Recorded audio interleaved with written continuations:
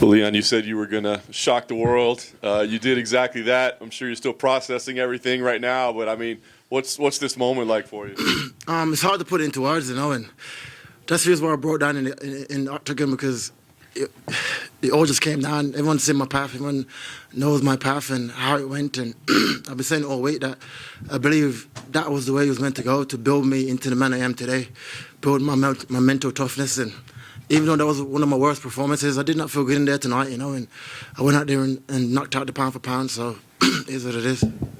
Round one, you get a takedown. You're in mount. You're in back control. I mean, at that point, are you thinking, "Oh, this is my night. I'm walking away with the title in round one"? Yeah, 100%. That's one of the things that we drove, And I said it all week. It wasn't going to be a striker versus wrestler match. It was going to be a mixed martial arts match. And sorry, I lost my voice. Oh, just crying.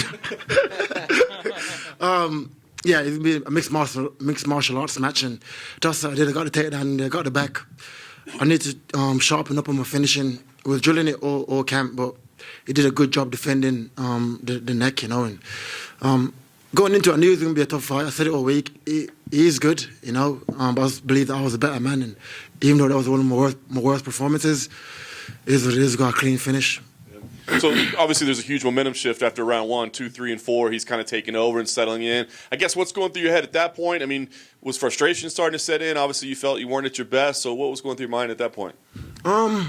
I don't know. I just can't explain it. My body just wasn't reacting how it was meant to react. I don't know whether it's altitude or what it was. But even when I was backstage watching other guys fight on the TV, everyone was getting tired and gassing out, like Luke and everybody. I was like, why is everyone getting tired, But when I went out there, after the first round, I felt it. I felt like my body just weren't reacting. It wasn't like a cardio issue. It's more just like my body just wasn't physically reacting. But I stayed focused. My coaches spurred me on. Just keep reminding me that you're still in the fight. You're the best, and fight to the end. And that combination, I was drilling with my coaches, with Henry and the other coaches, that cross head kick, and it landed perfectly. Yeah. I was gonna say that high kick. I mean, walk us through it. I mean, was it did you just throw it and hope it, or did you see a tendency and say, I think he's gonna lean that way? Yeah, 100%. He's got like a very boxing orientated style, where he's like parrying the jabs, slipping the jabs, and so I thought if it went same punch, same kick, it would land. I did it in the Bilal fight, but I ended in the eye poke. Well, it was the same combination, which is cross head kick, and it just landed perfectly. Edward, just real quick. So there was a talk ahead of time that you win, there's going to have to be a rematch. You're going to have to do it again. Does that excite you? Does that entice you? Or does it feel like, oh, man, why do I have to do it when I just beat the pound for pound? I knew going into it that more than likely we're going to have a rematch down the line, and whether it's next or down the line, we're going to have a rematch. He's been a long champion. They say he's the pound for pound best all week. He's saying he's the pound for pound best. He believed it, and as I said in Octagon, the belt belongs to nobody. It don't belong to me or nobody. No man is meant to hold the belt for that long, and I said it all week that I felt like this is my moment. This is how it was meant to play out. All the layoff, all the COVID, all that. That's how it was meant to play out, and I just felt belonging all week, and we got a clean finish. That's the last thing for me. Dana said he would like to see your first title defense take place in England. I heard Wembley. Yeah. Nah. Well, he kind of walked it back afterwards and said, maybe not Wembley. Nah, Wembley for sure, 100%. Made that Wembley. That has to be done. This has never been done before, to have a guy from Birmingham in the UK, did it from the UK. I know Bislin did it first, but he did it from living in America, so it was hard for people like me to relate, to say, look, we can do it as well. I made a point to stay in the UK to achieve this, to show the other guys coming under me that, look, we can. If you believe in your country, believe in your team, you can achieve it. And that's what I did. I went out there and I achieved it from a little small gym in Birmingham. And it's a crazy story. Everyone knows my story. And from being born in Jamaica to now winning the UFC World Title, it was a match story. Edward, right here. What kind of legacy and how important is for you being the first Jamaican-born world champion in this discipline? For me, that's history. It's never been done before. But like I said, it's more for the people that grew up the way I grew up.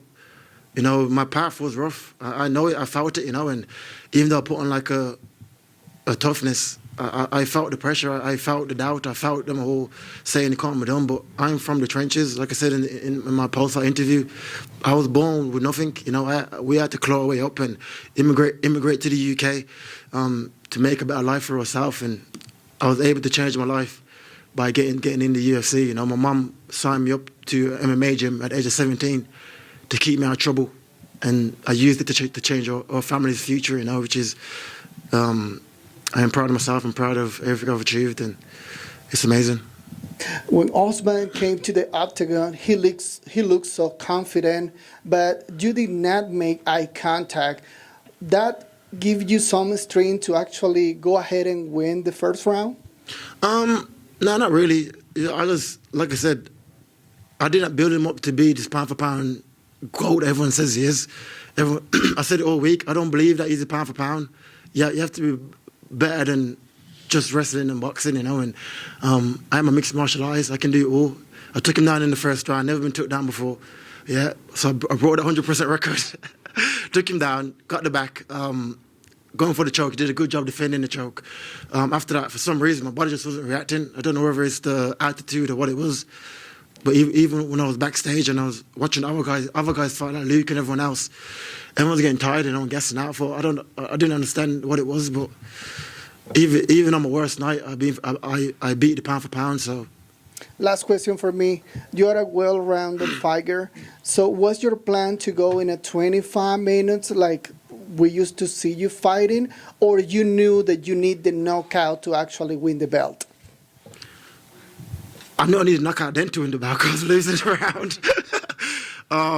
I knew then going into the fifth round, my coach Davis, is saying, like, listen, this is the last round now, like, fix up, you know. We've worked too hard. The path has been too hard for you now to come in and give it away, you know, and that's the motivation I need. They know how to push my buttons, and that's what you did. And that was a combination that we drove in the gym. Like I said, it's very boxing orientated for us, it's slipping and moving, and but we slipped right into a head kick, you know. Thank you so much. Thank you. Leon Dunham. Obviously, as the moment you win the fight, you got other welterweights calling you out, Hamzat, Jorge. If it was up to you, would it still be Kamaru next, or would you fight one of those guys just to give yourself a new opponent, or who are you feeling? Jorge would be good, but he needs to go and get a win, you know. Like having him in the UK would be good. Back where the first incident happened, but if not, then let's run it back at Wembley with Kamaru, you know. Like I said, that was the best he had to offer, you know, and that was the worst I had to offer, and I still got to finish. So, yeah, let them all come. Now they're all calling me out, you know. First it was doubt to me. Now they're all calling me out. I like how you keep specifying Wembley over the O2. To you, do you like look at the Fury fight there and look at the crowd and just think, oh, I could be the guy to bring that to the UK? Yeah, 100%. I've always envisioned stuff like that, you know, to have opportunity to headline a card at Wembley in the UK. Sold out arena with all the other UK guys. UK MMA is on the rise, you know, and I'm happy now to be the front runner, to motivate the guys to look. We can do more, and there will be much more champions coming out of UK in the next 5 years, and I truly believe that. Did you do the Conor McGregor Billy strut after you knocked him out? I don't know what I was doing, but I was just happy, you know. I was just gassed. I don't know what I was doing, but yeah. Congrats. Over here, Salt Lake City reporter. What did you think of Salt Lake City? I know you got yourself some speakers over the last couple of days. That crowd was very, very loud for you when you won. What did you think of Salt Lake City, Utah? It's a beautiful city, you know. When the fight first got made, I was like, where the hell is Salt Lake City? But now, since being here, I rented like an Airbnb. It's by the mountains, and it's just I went like hiking and just. It's a lovely outdoor spot, you know, so I'm happy to come back and visit one day and without fighting, just be able to hike and enjoy it. Absolutely. Did you notice anything during your fight when it comes to altitude, the mountains, just anything that made you feel any different in Utah? Yeah, 100%. I felt like the altitude definitely affected my performance, you know. Even though I came out here like 2.5 weeks early, yeah, my body just wasn't reacting. I was reacting in training, you know. And but yeah, it's like I said, it's a beautiful city. I enjoyed my time here. I didn't get to enjoy the food as much, but now tomorrow morning, waking up in the morning to go enjoy some of the food, you know. Thanks. Leon. At the beginning of the fight, it seemed like Kamaru was very hyped up. The entire crowd was going crazy for him. By the end, people were obviously very happy for you and very excited for you. I'm just curious what that felt like to feel that turn of the crowd throughout the 5 rounds. It felt amazing. I don't really focus much on the crowd, you know. I've been in a situation where I was booed before and came out and winning. I don't really focus too much my energy on the crowd. I just focus on being in a fight and getting a finish. I know if I go out there and perform, I know I can perform. The crowd will turn and they'll be on my side, you know. He was the champion, so it was right to cheer him, you know. He's deserved of the chair. He's been a long reigning champion. But I said it all week that I believe I was a better man, and tonight I proved that. Would you say those first 4 rounds, 4.5 rounds, I should say, were some of the toughest you've ever faced facing Kamaru? Yeah, it was a good. He done well. He done well. You know, he's very good at what he does. He's a pressure fighter, wrestling, boxing, and he done good. Like I said, that was his best performance. That was the best he had to offer, and that was the worst I had to offer. So, if we do have a rematch, it's going to be a total different story. Last question for me. If you could go back and talk to yourself 7 years ago, what would you say to yourself after losing to Kamaru 7 years ago? I don't know. Just keep believing. Like, just stay believing in yourself. You know, I know the path would have been hard. You know, I took the hardest path in the UFC to get to this position. You know, 10 fights in a row. Pandemic hit. I had to sit out for 2 years. Couldn't fight. Everyone doubted me, saying, you had too long of a layoff to come back and fight the pound for pound best. I said, listen, I am the best. I truly believe that in my heart, and no one else believed it apart from me and my team and my family, you know, and I went out there and proved it. Leon, here in the middle, that's your 3rd knockout win in the final 2 minutes of a fight. How are you able to carry your power so late into the fights? Just my coaches, my conditioning, my gym, you know. We stay focused throughout the fight. Even if you're down, just always believe in yourself, always work hard, and that's it, really. I got a good training camp back in Birmingham with Joe, clean combinations, and I told you I was approaching this fight as a brand new fight. I wasn't looking at 7 years ago when I first fought Kamaru Usman. I looked at him as a brand new opponent. What he does now is his flaws and what he does good, and tonight I exposed one of his flaws, you know. Definitely. Thank you. Leon, right here. You did not throw out any trash talk leading up to the fight or anything. Kamaru kept, trying to egg it on, trying to get you to say something to him. I think the best you came out with was the Terry Crews jab, which is hilarious, right? Does that make the victory a little sweeter, knowing you didn't have to take that route, knowing you didn't have to bring the heat and sell the fight or anything? Yeah, a little bit, you know. But at the same time, I said it. I got no beef with Kamaru, you know. Like, outside fighting, there's nothing that I don't like about him. You know what I mean? He's doing well for himself. He's providing for his family, and that's it. I haven't got no issues with the guy, you know. And I just thought the hype was getting to his head. He started to believe that the belt was his and no one else can have it. And as I said in the octagon, the belt belongs to nobody. No man is meant to hold the belt for that long. And that's what I believed in my heart, and I went out there and I proved it. And the lack of glove touch before the fight started, was that like spoken before or just in the moment? Man, I thought we would have touched gloves, to be fair, because we were shaking hands all week. So when we didn't touch my hands, I thought, okay, cool. And that was it, you know. And I was the first guy to take him down, first guy to knock him out. And let's see how he comes back. Congratulations. Thank you. Leon in the middle here. Drake lost a little bit of pocket change on you today. Do you have a message for him? Do you hope he bets on you next time? What's the sentiment towards Drizzy Drake? Yeah, next time, bet on me and get one of them Rolexes that you gave Molly and Paddy. Send one my way. Hey, Leon. So when Dana first announced this matchup, I told him I thought that you were the dark horse in this fight. When we spoke earlier this week, I said that you were one of the most underrated fighters in the UFC. Your performance tonight has silenced that. Do you feel like you still have anything to prove? Yeah, 100%. Like I said, that wasn't my best performance. You know, I did not feel myself in there. So I know once I check my phone and go online, all the other fighters will be like, I want to fight him. You know, and so, yeah, therefore, I feel like there's much more I got to offer. That wasn't my best performance. And so what would you have done different? Everything. Like the first round, you know what I mean? It was meant to be like the first round. I believe like I'm number one. So to be number one, you cannot be losing rounds to people like Kamaru. Even though he is good, if you truly believe in you're number one, you should go out there and dominate everything. And I didn't get to do for the whole rounds tonight, so yeah. Yeah, but in order to win, you got to beat the champ. You had to knock the champ out. So, yeah, that's what I did. Clean. Thank you. A wonderful performance. Thank you. Appreciate it. Leon right here. You keep saying, no one's meant to hold the belt for that long. In your mind, however long you are the champion, what do you want to represent as a champion? What do you want this reign, to mean to yourself, to other people? I want it to me just be yourself. I didn't have to change the way I am. I didn't change my personality, start dressing different and dyeing my hair and being weird. Just be yourself, believe in yourself, and work hard.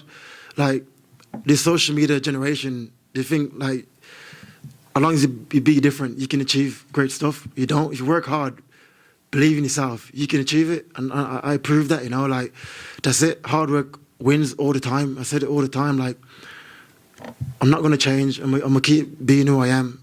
And now look at me. I am the UFC World Champion. To be born in Jamaica, in the zinc, like my house was like a wooden house. In that wooden house was my bedroom, my living room, my bathroom, my dining room. In one house with a zinc roof.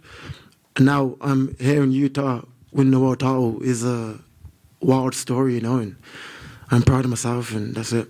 We know everything you've been through to get here. We don't need to go over it again, but is it extra gratifying? I mean, if you had finished that choke in the first round or something, obviously, yeah, it would have been great. But to do it that late in the fight, in that fashion, down on the cards, like, does that feel like it's meant to be? And is it more satisfying sitting up there?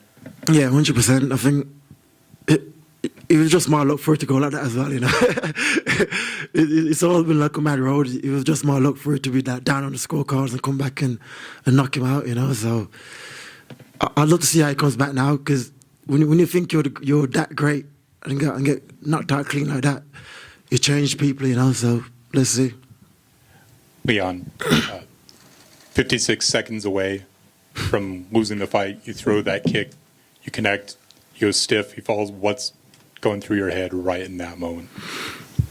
You seen it, I just broke down, like it all just came on top of me, like everything I've been through and the path I had to take to get here, and it was difficult to put into words, like what it meant to me, and I know how much it means to my family and people that grew up the way I grew up, and it all just came down on me. It was hard to explain it and put it into words, apart from tears, Did you know he was out as soon as? Yeah.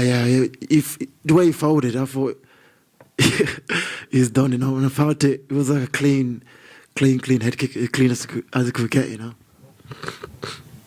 Right here, real quick on your right. Left. Sorry, my bad. Earlier, Dana White said that you probably wouldn't be skipping in here after 5 rounds. Are you in pain, or are you feeling good after just all the adrenaline and holding onto that belt? I'm good. I'm good. My shin hurts a bit from the head kick. A few lumps in my head. But it's a fight day. You don't go in the rain without getting wet.